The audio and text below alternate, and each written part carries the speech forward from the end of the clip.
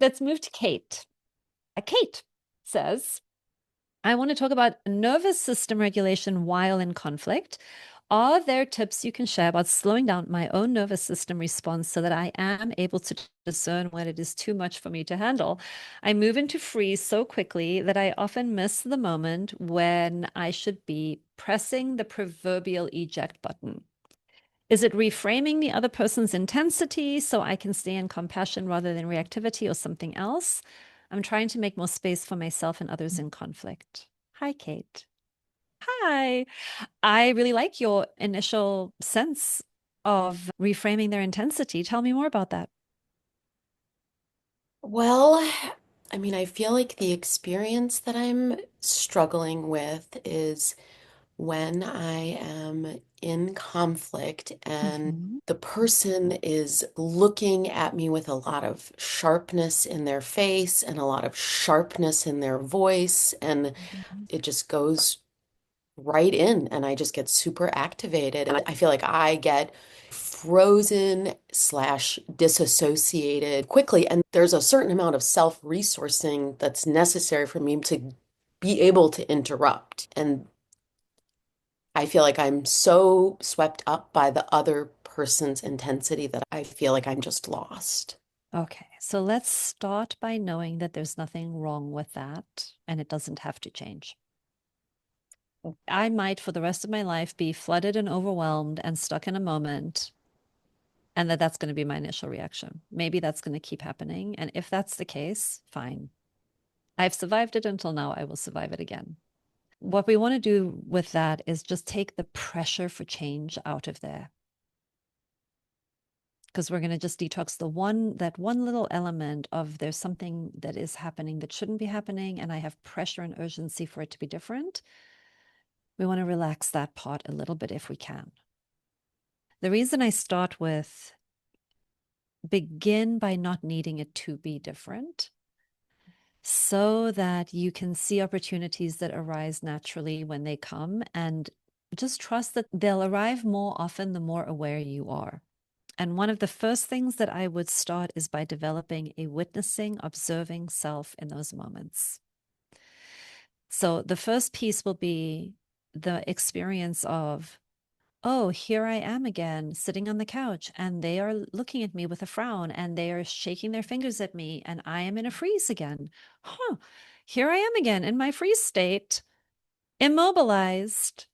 So the first new movement is the internal watching of that without judgment.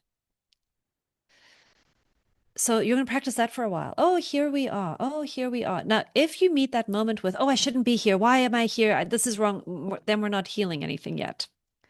So we want to settle into getting to know that experience without judgment. That's what I think you're talking about a little bit when you say self-empathy. Here I am. Oh, I'm dissociating. Oh, I've gone into a freeze. Relax into that. Accept it. Be there. Watch it. Get to know it. Gather the data.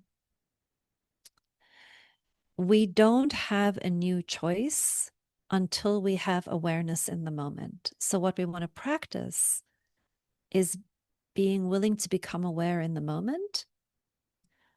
And then the most important thing with the awareness is that we meet the awareness with compassion and not with judgment.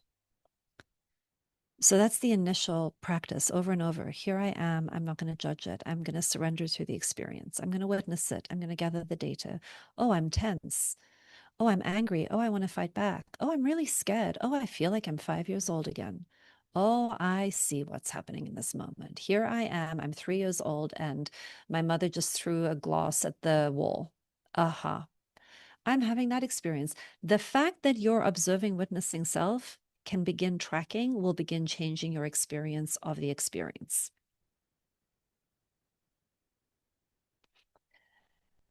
I'm going to make the assumption that we're talking about times where your physical safety is not at risk, that it's somebody who's intense and angry, and we're not talking about like massive physical safety issues. Yeah. Okay. Yeah. So somebody is intense.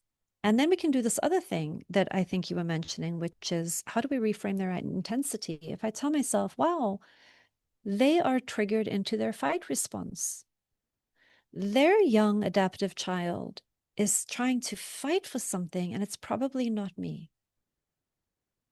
And it's really loaded up for them, and it's really charged up for them.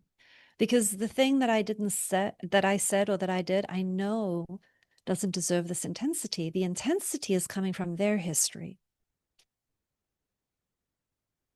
So if I can right size them a little bit, that they're also a 7-year-old having a little bit of a tantrum right now, and there's something really important to them that they are shouting at me because their young child thinks that if they turn up the volume that I'll hear them. And I can, if there's anything that I can do in that moment to not take it personally, to not believe or take on the judgment, the criticism, the control, the demand, if I can give myself some breathing room on the inside, not that I'm not caring about it, but I'm not going to take it on.